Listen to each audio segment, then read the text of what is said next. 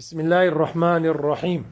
الاقتصاد في النفقة نصف المعيشة. Moderation in expenditure is half of livelihood.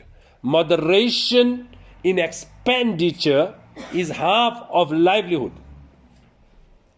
So from this hadith we understand that you should look at what your earnings are and what your expenses are.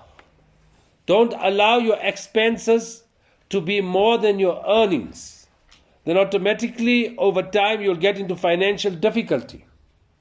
At the same time, you shouldn't be stingy in spending either, especially on those that have a compulsory right over you. For instance, your wife, your underage children, your parents that have aged to the extent where they cannot fend for themselves. If you've got siblings that are handicapped or have some deformity within them, then to take care of them.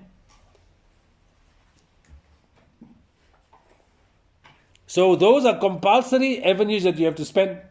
Then obviously your zakat 2.5% and other Islamic projects. So one is not to be stingy, but at the same time not to go overboard. In fact, there's a beautiful hadith on Nabi Karim sallallahu alayhi wasallam that says, Al-iqtisadu fil faqr wal ghina.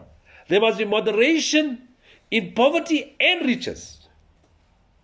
And in Gujarati, she is from Badodi, maybe she can give us the exact words. Like in Gujarati, there's a famous saying that don't stretch your feet more than your godru, more than your duvet. Because if your feet stretches more than your godru, then your toesies will feel cold. You understand?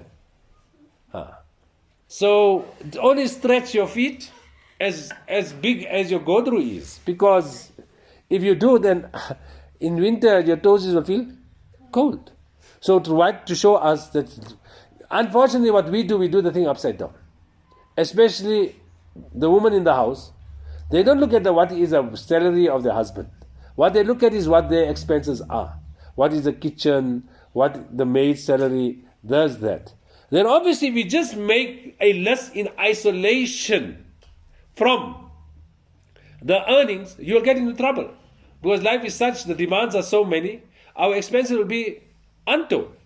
Then every month we'll be in difficulty. We will be borrowing money from here, there. Then we only have avenues to pay for that. That will give you sleepless nights. So that in any case, you spend, in most cases, for luxury. But when peace is taken away because of the debt you have incurred, there's no luxury.